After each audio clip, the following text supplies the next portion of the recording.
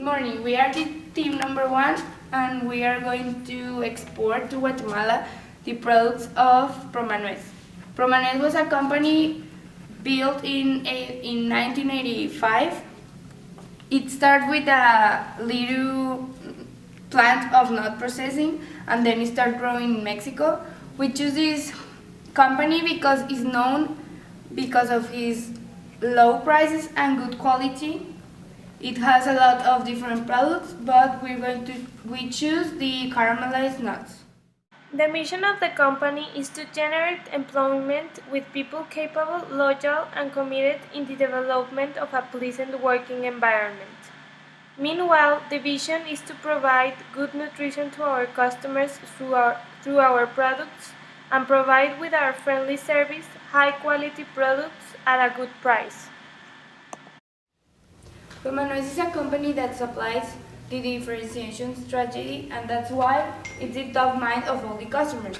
Here I'm going to present the SWOT, that is the strengths, weakness, opportunities, and threats that Promanuez have in this moment. The strength that it has is a well-positioned in the market, have a lot of quality and variety of products, has a fair cost, good customer service, and well-managed inventories. Their weakness are that they does not implement a variety of new technologies, and that's why it could be soon to be outdated.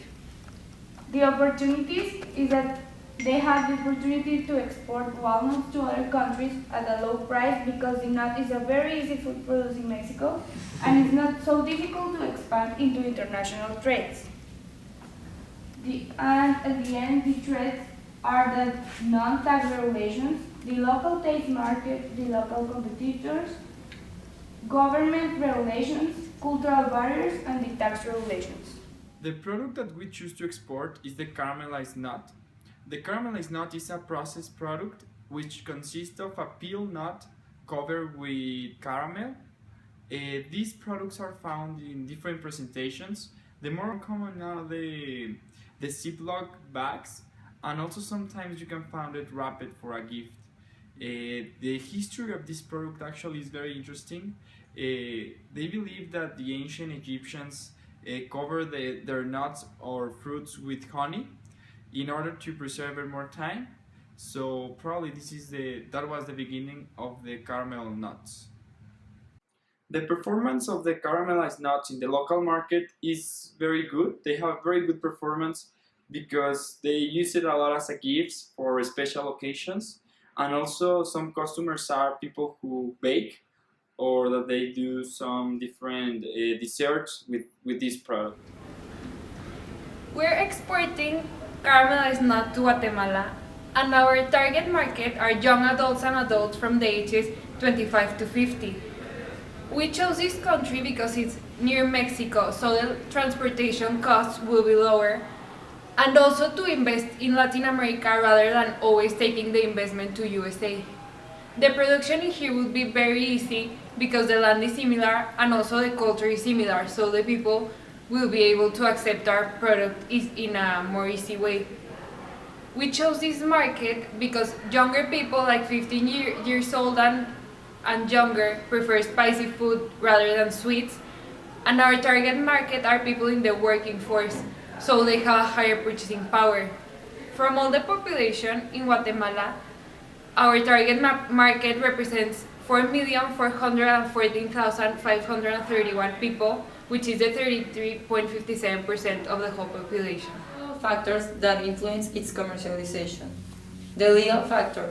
All documents has to be in Spanish and packing has to be clearly labeled.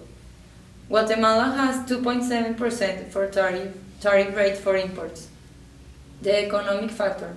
Guatemala wants to attract foreign investment because it's growing very slowly. Also, our currency is more powerful, so we'll be able to do more with less resources. The cultural factor. Culinary cultures are very similar, so this means that people in Guatemala know the product and they are going to be willing to buy it. Mexico and Guatemala have very similar climates. Guatemala can be hotter and humid, but it doesn't affect the product. The best way to export the product is going to be from Torreon to Chiapas and from Chiapas to Guatemala. The most important values for the company are respect, responsibility, and solidarity. As in Mexico, in Guatemala, the commitment within business partners and customers is very important, so these values are necessary in every negotiation. In 2014, a new free trade agreement started between Guatemala and Mexico. This is very good for the company because it will be easier to export the caramelized nuts to Guatemala. Also will reduce the cost of exporting and importing, and it will be cheaper for the production cost. Distribution and logistic.